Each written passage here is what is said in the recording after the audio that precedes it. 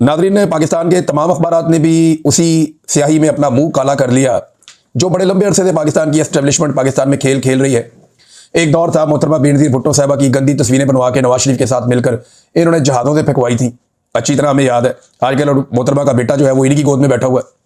फिर एक दौर था जिस तरह फातिमा जिन्ना की इन्होंने बेहुरमती की, जिस तरह उनकी इन्होंने किरदार कुशी की, हम सबको अच्छी तरह याद है। बल्कि जो फातिमा जिन्ना साहिबा के बारे में एक वाकया बड़ा अफसोसनाक खुर्रम दस्तगीर के वालिद से जो है वो मंसूब है। जब वो जर्मनी आया था उस दौर में तो उसके खिलाफ बड़ा एहतजाज भी हुआ था गुलाम दस्तगीर कि उसने कुतिया के गले के अंदर लालटेन डाली हुई थी। गुजरावाला की गलियों में फिरा रहे थे वो लोग, और वो जो लालटेन थी वो मोहतरमा फातिमा जिन्ना मदर मिल्लत उनका वो निशान था। तो बेगम नसीम वली साहिबा जब खड़ी हुई तो उनके साथ भी किरदार कुशी की गई, बड़ी बदतमीजी और बेहूदगी उनके खिलाफ भी की गई। अब बुशरा बीबी इमरान खान की अहलिया उनके खिलाफ भी ये किया जा रहा है। ये एक पैटर्न है, पाकिस्तान की एस्टेब्लिशमेंट ये करती है, लेकिन पाकिस्तान के अखबारात ने अपना मुंह काला किया। इसमें ये सोशल मीडिया का दौर है, इन अखबारात को लोगों ने पढ़ना तकरीबन अब बंद कर दिया है। इनकी सर्कुलेशन आप देख लेना, ये तो वैसे ही चले जाते हैं तो चले जाते हैं। अखबारात तो अब लोग पढ़ते ही नहीं है, लोग तो सोशल मीडिया के ऊपर इंफॉर्मेशन गैदर कर लेते हैं।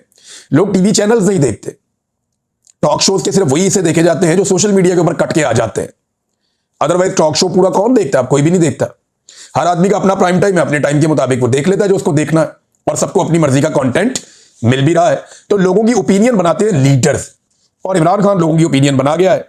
अब ये बरतानिया के डिजिटल प्लेटफॉर्म पे छपने वाला जो आर्टिकल है ये फ्रंट पेज के ऊपर छाप दिया पाकिस्तान के अखबारात ने, और रोजनामा जंग ने इसे सबसे ज्यादा स्पेस दी है। एक तो ना ये कोई ब्रेकिंग न्यूज है और ना ये कोई ऐसी चीज है, कोई बहुत बड़ी डेवलपमेंट हुई है। इमरान खान साहब की हुकूमत को गिरे हुए अब लगभग 4 साल होने वाले, तो 4 साल बाद अगर आपने ऐसी कहानियां सुनानी है या ये चीजें करनी है तो जाके इमरान खान से आप माफी मांग लें। आज भी उसकी निजी जिंदगी, आज भी उसकी अहलिया, आज भी उसका खानदान, उसी को निशाना बना के आप राजी हैं। पाकिस्तान इस तरह आगे बढ़ ही नहीं सकता। इस घटिया और गंदी सोच ने पाकिस्तान को आज तक आगे बढ़ने नहीं दिया, और पाकिस्तान के मीडिया ने इसके अंदर एक सहूलतकार का रोल प्ले किया है। जंग जैसा अखबार जो बड़े दावे और वादे करते थे कि जनाब हमारी सहाफत बड़ी साफ और शफाफ है, आज उनकी सहाफत जो है वो एक गटर की तरह उबल रही है। मैं देख रहा हूं किस किस्म का फ्रंट पेज उन्होंने छापा है, कितनी स्पेस दे दी है। ये अकेली खबर तो नहीं है बैनुल अक़वामी सतह के ऊपर जो आई हुई है। ये देखें ना, एक और, ये 3 खबरें और हैं जो बैनुल अक़वामी अखबारात में आई, जो इससे बड़ी खबरें हैं। ये तो एक डिजिटल प्लेटफॉर्म है जिसके ऊपर खबर आई। मेरी अभी जुल्फी बुखारी साहब से बात हुई, अब वो अपनी जो उनकी लीगल टीम्स हैं वो इसके ऊपर बैठी मुशावरत कर रही हैं। वो लोग देख रहे हैं कि इस पे क्या करना है। 1 साल पहले इन्होंने ये आर्टिकल तैयार किया था, अभी 27वीं तरमीम से ऐसा लगता है कि तवज्जो हटाने के लिए ये आर्टिकल फटाफट छपवा दिया गया। और जो खातून है वो मशकूक निकल आई जिन्होंने ये आर्टिकल उसके अंदर जिनकी तरफ से छपा, बुशरा तस्कीन साहिबा, वो पता चला उनके पीएमएलएन से बड़े शानदार ताल्लुकात हैं, या उनकी सारी हमदर्दियां जो हैं वो पीएमएलएन के साथ और वो उन्हें बहुत पसंद करती हैं। सबूत पता नहीं है या नहीं है, लेकिन अभी देखिए कहानियां इस तरह की बहुत सारी। मरियम नवाज साहबा के हाथ में गिलास होता है, वो लोग कहते हैं ये क्यों होता है स्टील का। जरदारी साहब के बारे में सब कहते हैं जी रोजाना उनके बकरे ज़िबा होते हैं। भाई सबका अपना अपना मामला, क्या इसके ऊपर सबने इसी तरह आर्टिकल लिखने और बैनुल अक़वामी मीडिया ने यही काम करना है? भाई इमरान खान के खिलाफ आपका बुग़्ज़ इस लेवल तक चला गया कि आप पैसा, इज्जत, सब कुछ दाव लगाने पर तैयार हैं सिर्फ इमरान खान को नीचा दिखाने के लिए। अब ये 3 बड़ी बड़ी खबरें हैं, ये भी चंद दिन के अंदर आई हैं। इनमें तो कोई पाकिस्तान की मीडिया ने, अखबारात ने फ्रंट पेज के ऊपर नहीं छापी, 1-1 घंटे के बुलेटिन उनके ऊपर नहीं किए, ट्रांसमिशंस इनके ऊपर नहीं की गई। एक खबर जो है, ये जो लीक्स आई हैं अभी जेफरी की, ये तो एक तो पूरी दुनिया हिल गई है ना उनसे। बहुत सारे लोगों के बारे में बहुत सारी चीजें आई, लेकिन इमरान खान के बारे में क्या आया कि सेहूनियत इमरान खान को पसंद नहीं करती। सारी जिंदगी इमरान खान पे इल्जाम क्या लगाया जी, यहूदी एजेंट है, सेहूनियों का एजेंट है, ये कहते थे इनको जी, इसराइली एजेंट है, ये भी कहते थे इमरान खान को। तो जनाब अब वो अंदर से पता चल रहा है, जो ईमेल्स लीक हुई उनके अंदर से, कि जनाब इमरान खान तो बहुत पक्का मुसलमान है। इमरान खान तो बड़ा मजबूत आदमी है, झुकने वाला आदमी नहीं है, बल्कि खतरनाक आदमी है। जैसे ये वो शी जिनपिंग को समझते हैं अपने लिए खतरा, या पुतिन को समझते हैं, या खमैनी को समझते हैं, या अर्दगान को, तो फिर अब आपको समझ जाना चाहिए ना कि इमरान खान के रजीम चेंज ऑपरेशन के पीछे जो बुनियादी सोच है वो क्या है। वो तो बाजुआ का एक्सटेंशन वाला मामला था और ये सारी चीजें जुड़ गई आपस में, तो रल मिलकर इन्होंने इमरान खान को रास्ते से हटा दिया। इसके ऊपर किसी ने कोई आर्टिकल नहीं छापा, इसके ऊपर किसी ने कोई ट्रांसमिशन नहीं की, इसके ऊपर किसी ने कोई बुलेटिन पूरा नहीं खींचा, इसके ऊपर फ्रंट पेज के ऊपर बड़ी बड़ी स्टोरीज नहीं छपी। हालांकि बहुत बड़ी स्टोरी है, बड़े लंबे अरसे से इमरान खान साहब के ऊपर बड़े बड़े एलिगेशंस लग रहे थे, इतनी जबरदस्त किस्म की चीज आई है, दुनिया भर के इंटरनेशनल मीडिया पे आ रही है। पाकिस्तान का मीडिया चुप है क्योंकि एस्टेब्लिशमेंट को पसंद नहीं। दो आसिम मुनीर साहब के ताहयात इस्तिस्ना पे आज भी मीडिया बहुत कुछ कह रहा है, इस पे किसी ने कोई बात ही नहीं की। न्यूयॉर्क टाइम ने इस पेपर क्या कहा, दीगर जो बड़े बड़े अखबार आते हैं वो इसके ऊपर क्या कह रहे हैं, आलमी जरीदे इसके ऊपर क्या कह रहे हैं कि किस तरह जो पावर का सारा बैलेंस है वो बिगड़ गया, और ये ताहयात इस्तिस्ना के बाद पाकिस्तान में मिस्र जैसे हालात पैदा हो जाएंगे, जमूत तारी हो जाएगा। ये भी लिखा गया बैनुल अक़वामी अखबारात में, इसको तो कहीं हिस्सा नहीं दिया गया, इस पर तो बात करने की किसी की जरूरत ही नहीं है। और अब ये बीबीसी का एक, इसके अंदर मैं चंद जुमले आपको बता देता हूं, जो उनका आर्टिकल है कि ताकत का तवाज़ुन हमेशा एस्टेब्लिशमेंट के पलड़े में रहा, पाकिस्तान में यही होता रहा, लेकिन अब फौज के सरबराह मजीद ताकतवर हो गए। माइकल कुगलमैन कहते हैं कि मेरे नजदीक यह तरमीम इस बात का ताजा तरीन बल्कि शायद सबसे मजबूत इशारा है कि पाकिस्तान में अब हाइब्रिड निजाम नहीं है, यानी दोगला निजाम नहीं है, बल्कि माबाद हाइब्रिड निजाम के मरहले में पाकिस्तान दाखिल हो चुका है, यानी हाइब्रिड प्रो मैक्स हो गया, इससे भी अगले लेवल पे पाकिस्तान चला गया। हम एक ऐसी सूरत हाल देख रहे हैं जहां सिविल और फौज के दरमियान ताकत का फर्क अपनी हद से ज्यादा बढ़ चुका है, बल्कि सारी हद ही क्रॉस कर गया। अब तो ये बीबीसी के ऊपर चला, ये पाकिस्तान का मीडिया कहीं नहीं सुनाएगा, कहीं नहीं छापेगा, कहीं नहीं बताएगा, हम आपको बताएंगे ना, मैं बताऊंगा। बाकी जो आवाजें हैं, जो आवाज अभी भी उठा रहे हैं, वो कम से कम पिसी हुई आवाजों का, या जिन लोगों को कुचला जा रहा है उनके बारे में बात कर रहे हैं, तो आपके सामने हम रख देंगे, और सोशल मीडिया आपके सामने रखेगा, क्योंकि ये एक ऐसी ताकत है जिसने एस्टेब्लिशमेंट के रास्ते को रोका है और उनके लिए मुश्किलात पैदा की हैं। एक और खबर भी आई है कि पाकिस्तान ने बेशुमार पैसा खर्च किया, वो फिगर्स भी आए हैं साथ, अमेरिका में लॉबिंग करने के लिए, उनको मनाने के लिए, उनको राजी रखने के लिए, और वो खबर भी ये बताती कोई फायदा नहीं हुआ, यानी इतना पैसा खर्च कर रहे हैं उसका फायदा कोई नहीं हुआ, सवाए चंद बयानात के आपको कुछ नहीं मिला। को ट्रंप ने ट्वीट कर दिया, कोई बयान दे दिया, इसके अलावा कुछ नहीं। मेरी बात याद रखिएगा, भारत का और अमेरिका का एक दिफाई मुआहदा हुआ है, और ये चलते रहते हैं दिफाई मुआहदे, तो पुराने उनके होते चले आ रहे हैं। ये क्वाड का हिस्सा भी है, 4 मुल्क, ऑस्ट्रेलिया, अमेरिका, जापान और इंडिया। तो दिफाई नुक्ता नजर से भारत के अमेरिका के साथ मल्टीपल रिलेशंस हैं। अब ये जो एक तिजारती मुआहदा होने जा रहा है ना भारत का अमेरिका के साथ, उसके बाद आप सूरत हाल के अंदर तब्दीली मुझे लगता है कि आप बहुत तेजी से देखेंगे। अमेरिकी सदर डोनाल्ड ट्रंप ने अपने इन्फ्लुएंस को बड़ी कामयाबी के साथ इस्तेमाल किया। किन चीजों पे देखें, एक तो जो भारतीय हैं वो बहुत बड़े पैमाने पर मगरबी ममालिक में रहते हैं, तो वो एक इन्फ्लुएंस तो ये है उनका। दूसरा, उनकी तिजारत बहुत बड़े पैमाने पर मगरबी ममालिक के साथ मुंसलिक है, फायदा नुकसान वहां पे है, तो दूसरा ये है। तीसरा जो है वो पाकिस्तान से टकराव में जो भारत को जिल्लत महसूस हुई है, ये भी एक बड़ा प्रेशर भारत के ऊपर है। और रूस से जो तिजारत का एक खुमार भारत को चढ़ा था, अमेरिका ने वो भी उतारा, इसी सारे मामले का फायदा उठाते हुए। पाकिस्तान को उठाओ, भारत को प्रॉब्लम होती है। और चीन से भारत हमेशा एक खतरा महसूस करता है, और वहां वो अमेरिका को अपनी एक सपोर्ट के तौर पे देखते हैं। अब अगर आप इन सारी चीजों को इकट्ठा करें तो डोनाल्ड ट्रंप ने प्रेशर बढ़ा के कम से कम भारत को मजबूर किया कि वो रशिया के साथ अपनी तिजारत का हुजूम कम करे। खत्म तो नहीं हो जाता बिल्कुल, लेकिन बहुत हद तक कम किया उन्होंने। तो ये अमेरिका की एक कामयाबी है। अगर अमेरिका भारत के साथ एक कामयाब ट्रेड डील कर लेता है, लेकिन भारत की आबादी आप याद रखिएगा दूसरा दुनिया का सबसे बड़ी आबादी वाला मुल्क है चाइना के बाद, और फर्क कोई बहुत ज्यादा नहीं है, 1.25 अरब से बड़ी आबादी है भारत की, बहुत बड़ी, पाकिस्तान से 5-6 गुना बड़ा मुल्क है। तो इतनी बड़ी आबादी का मुल्क भारत, उसकी मार्केट को अमेरिका, चाइना के और रशिया के रेबो करम पे नहीं छोड़ सकता। अमेरिका से भी कई गुना आबादी है भारत की, तो अमेरिका यही चाहेगा कि इतनी बड़ी मार्केट को अमेरिकन ताजर या अमेरिकन कंपनियां कंट्रोल करें, ना कि चाइना और रशिया वगैरह करें आकर। लिहाजा उन्होंने एक दबाव डाला, और जब ये ट्रेड एग्रीमेंट मुकम्मल हो जाएगा, जिस पे भी काम चल रहा है, तो फिर आप अमेरिकी रवैये को उस वक्त जज कीजिएगा, आपको बहुत सारी चीजें डिफरेंट दिखाई देंगी। तो नाज़रीन, रिपोर्ट में हम बात कर रहे थे, तो पाकिस्तान तहरीक इंसाफ ने ये तंबीह की है, और बाकायदा इसके ऊपर इकोनॉमिस्ट की रिपोर्ट के ऊपर उन्होंने ये कहा कि डिजिटल प्लेटफॉर्म के ऊपर जो रिपोर्ट छपी है इमरान खान और बुशरा बीबी से मुताल्लिक, इस पर वो माफी मांगे, वरना कानूनी कार्रवाई करेंगे। एक तो ये तहरीक इंसाफ कह रही है, दूसरी तरफ वकीलों ने वहां पे काम शुरू कर भी दिया है।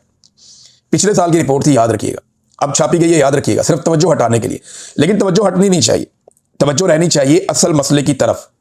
और असल मसला क्या है, यहां पाकिस्तान तहरीक इंसाफ ने एक बड़ा शानदार किस्म का पेपर जारी किया है, और उसमें बहुत सारे अहम सवालात पूछे हैं DGISPR से। ये सवालात आपको पढ़ के सुनाना बहुत जरूरी है, इसके ऊपर उन्होंने बड़ी मेहनत की है।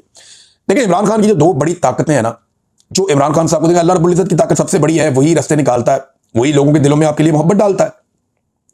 तो 2 चीजों ने इमरान खान के लिए बहुत काम किया, एक सोशल मीडिया, 2 ओवरसीज पाकिस्तानी। ये 2 फैक्टर्स एस्टेब्लिशमेंट को चुपते रहे, और इन 2 फैक्टर्स ने बड़ी कामयाबी से इमरान खान का दिफा किया। अब जो सोशल मीडिया है उसका इस्तेमाल पाकिस्तान तहरीक इंसाफ से बेहतर किसी ने नहीं किया। ऑफिशियल की मैं बात कर रहा हूं, वो तो सोशल मीडिया में तो हर तरह के लोग आ जाते हैं। अब PTI इतनी बड़ी जमात बन गई है, सारे लोग इमरान खान को सपोर्ट करते हैं, तो हर तरह के लोग वहां पे हैं। किसी की जुबान अच्छी है, किसी की नहीं अच्छी, किसी की सोच अच्छी है, किसी की नहीं अच्छी, लेकिन वो सारे सपोर्ट कर रहे हैं। लेकिन यहां जो पाकिस्तान तहरीक इंसाफ का ऑफिशियल सोशल मीडिया है, उसने बड़ी जिम्मेदारी का हमेशा सबूत दिया। उन्होंने सवाल जो उठाए बड़े चुपते हुए सवाल है, ये मीडिया को उठाने चाहिए थे, लेकिन पाकिस्तान तहरीक इंसाफ का सोशल मीडिया उठा रहा है। सवाल सुने आप। कौम की DGISPR से वजाहत की अपील कि जनाब आएँ और वजाहत दें। क्या 7 दहाइयों पर मुश्तमिल मुनज़्ज़म तरीन और काबिल इदारे में एक भी ऐसा अहल और काबिल भरोसा अफसर नहीं है जो मौजूदा फील्ड मार्शल आसिम मुनीर का मुतबादिल हो या उनके नातवां कंधों पर मौजूद बेतहाशा जिम्मेदारियों का बोझ बांट सके? यानी एक भी फौजी नहीं मिला, पूरी फौज के अंदर एक भी जर्नैल नहीं मिला जो आसिम मुनीर साहब का बोझ बांट सके या उनकी जगह ले सके। इतना पुराना तगड़ा इदारा है, तो ये क्या किया आपने? ये सवाल उठाया। फिर इसमें आगे ना डिफरेंट कैटेगरीज हैं। एक उन्होंने कहा 2022 में रिटायरमेंट की उम्र गुजरने के बावजूद उन्हें चीफ के ओहदे पर तकरीरी दे दी गई। फिर 3 साल मुद्दत मुलाजमत जब उनकी खात्मा हो गया तो आर्मी एक्ट में तरमीम करके उनको 2030 तक यानी 8 साल तक आर्मी चीफ के ओहदे में तौसीह दे दी गई।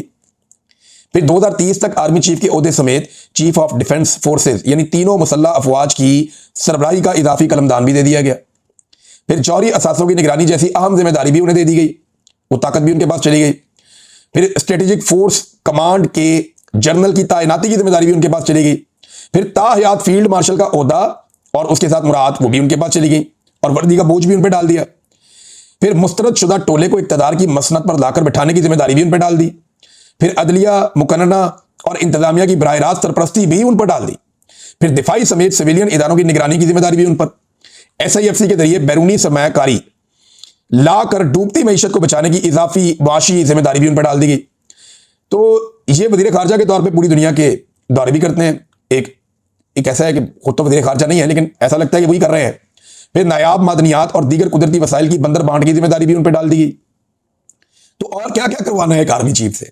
इदारे में कोई और काबिल आदमी नहीं है? ये सवाल पूछा पाकिस्तान तहरीक इंसाफ ने। फिर उन्होंने कहा इन बेशबहा खिदमात के सिले में ताहयात ओहदा, ताहयात मुराद और ताहयात तमाम जराइम के एहतसाब से इस्तिस्ना नाकाफी है।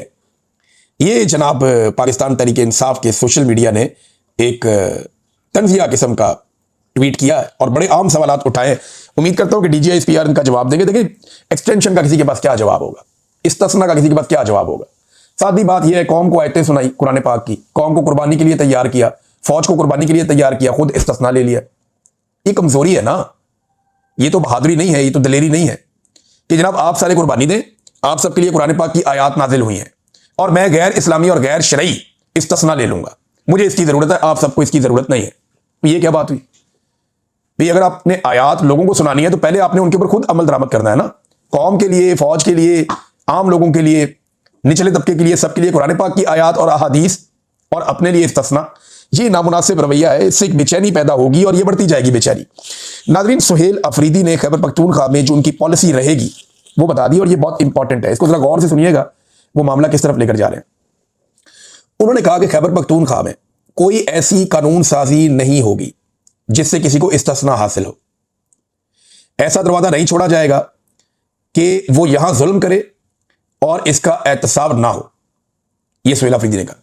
यानी सिंपल यह है कि जो एक इदारों को इस्तिस्ना दिया गया था खैबर पख्तूनख्वा में कि आप अपने ऑपरेशंस कर सकते हैं, वो एक्शन इनेट सिविल पावर का एक कानून था, उसके तहत यहां फौज एक्टिविटी करती थी, ऑपरेशंस करती थी। अब वो उन्होंने ऐलान कर दिया खत्म करने का। पहले करारदाद आ गई, फिर कैबिनेट ने खत्म कर दिया। कोई रही सही कसर अगर होगी तो असेंबली में बैठेंगे जिस दिन, वहां पे वो खत्म कर देंगे वोटिंग करवा के। तो वो ये क्लियर कर रहे हैं कि यहां हम किसी को इस्तिस्ना देने नहीं जा रहे, जो होगा कानून और आइन के मुताबिक होगा। ऐसे जोर जबरदस्ती से हम यहां पे चीजें नहीं होने देंगे। नाज़रीन, मेरे पास एक और खबर है और किसानों के हवाले से है। देखिए, गंदम अभी किसान लगा रहा है, ये आखिरी वक्त चल रहा है। अभी गंदम का बीज जो है वो हमारी टीमें भी दे रही हैं और तमाम लोगों का बहुत शुक्रिया जिन्होंने मदद की। आम किसानों की जिनकी ज़मीनें डूब गई थी, तो वहाँ पे जितनी हम कोशिश कर सकते थे, हज़ारों एकड़ के ऊपर गंदम लगवाई है अल्हम्दुलिल्लाह। तो वो आपके साथ हम शेयर करते रहते हैं, सारी तफसीलात भी आपको बाद में देंगे। तो नाज़रीन, गंदम की बवाई के वक्त एकदम डीजल की कीमत बढ़ जाना, इसका मतलब आप समझते हैं बेशतर जो जिम्मेदार है वो डीजल के जरिए से अपनी ज़मीनों में हल चलाते हैं, ट्रैक्टर चलाते हैं, फिर वो ट्यूबवेल चलाते हैं। तो एकदम उसकी कीमत में इतना इजाफा कर देना, ये किसानों की कमर तोड़ने की बात है। ये इन्होंने उस वक्त किया जब किसानों को डीजल की ज़रूरत है। गन्ने के किसान के साथ जो जुल्म हो रहा है, क्रशिंग शुरू ही नहीं हो रही। ये जो किसान रहनुमा इन्होंने बताया कि जी हमें पाकिस्तान की तारीख में अगर कभी गन्ने का सही रेट मिला है, बर वक्त रेट मिला है, हमें प्रॉपर पेमेंट हुई है और सही टाइम पे क्रशिंग शुरू की गई है, तो वो इमरान खान का दौर था। उसके अलावा ये कभी नहीं हुआ। शुगर माफिया को नथ अगर डाली है तो इमरान खान ने डाली है। आज माफिया क्रशिंग ही नहीं करना चाहता। इससे किसान का नुकसान क्या होता है ये समझें आप। वो ट्रालियां किराए पे लेते हैं, उनके अंदर गन्ना लोड करते हैं और चले जाते हैं। जो गन्ना होता है ना, ये वजनी होता है। जितने दिन ये पड़ा रहता है इसका वजन कम होता रहता है और इसकी कीमत कम होती रहती है। लेकिन इसके अंदर इसकी जो मिठास है वो मौजूद रहती है। अब जो शुगर मिल मालिकान है वो कोशिश करते हैं कि गन्ना लेट खरीदे, जितने दिन वो गन्ना खड़ा रहेगा वहां पे ट्रालियों के अंदर पड़ा रहेगा, तब तक वो सूखता रहेगा, उसका वजन कम होता रहेगा और किसान को कम पैसे देने पड़ेंगे।